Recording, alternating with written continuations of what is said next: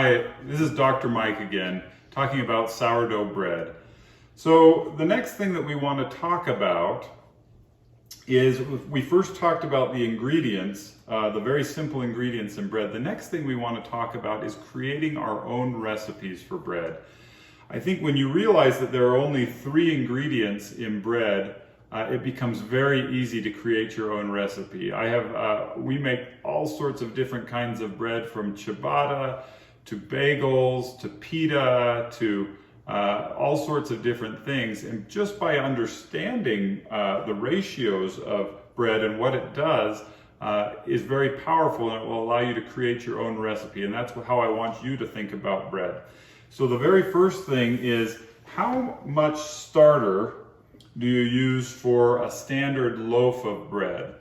For one loaf of bread that is approximately this size, this is about an 800 gram loaf of bread, you'll use about 100 grams of the starter, which is about a half a cup.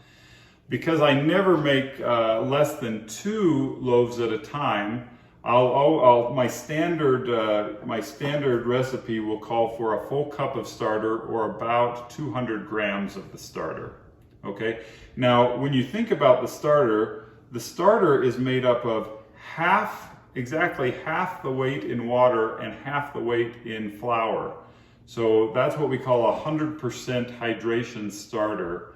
And the weight of the flour and the weight of the water has to be accounted for in the final recipe. Okay. So next, what about the ratio of flour to water?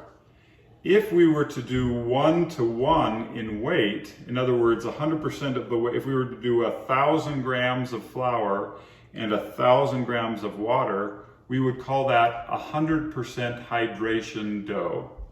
If we were to do 1,000 grams of flour and 800 grams of water, we would call that 80% hydration dough, and so on and so forth. So again, 1,000 grams of flour and 600 grams of water would be 60% hydration dough. So what's the deal with the different percentages?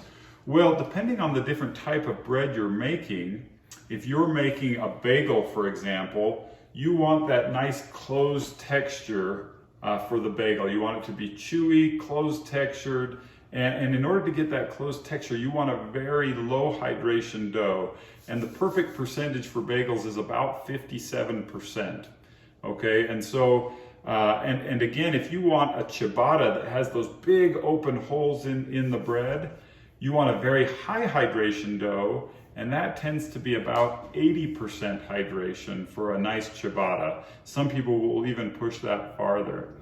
For sourdough, the way I want you to think about it, and the best way to start, would be to have about a 65% hydration dough. Now, a lot of expert bakers will really try to push that higher and higher in order to get that big open texture. But when you get higher and higher hydration doughs, you stop being able to work with the dough on the bench top very well, because it's so wet, that dough, and you end up using a lot of the stand mixers, and it's just not quite as fun to play with.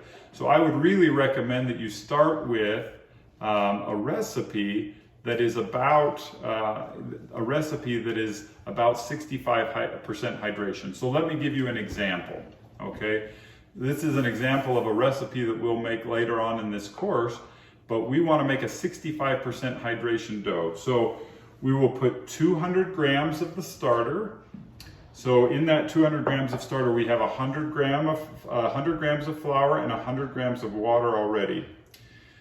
In order to make 2 big loaves of bread, having about 1,000 grams of flour is perfect. So we're going to put 900 more grams of flour into the dough. And how much more water do we need? Well, we've already put 100 in with our starter, so we need about another 550 grams of water that we're going to add in order to get that 65% hydration. Okay. And finally, what about this salt?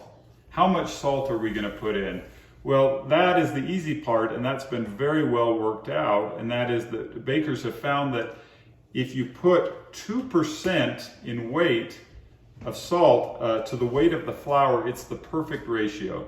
So if we're putting 1,000 grams of flour, 2% of 1,000 grams is 20 grams of salt, and that will be just the perfect amount of salt. So 2% of the weight of the flour is a good rule of thumb and important to remember. So that's how you create your own recipe. Now what I'm going to do is in the description below, I'm going to link to a bread hydration or a bread calculator that will allow you to create your own recipe. And the only other thing I wanted to mention is that when you use a higher percentage of whole wheat flour, you actually have to increase the hydration a little bit. So if you're cutting it 50-50 white flour to wheat flour, you don't have to change the hydration too much. But if you're doing higher and higher, like 100% whole wheat, you'll have to increase that hydration, and you can play around with that.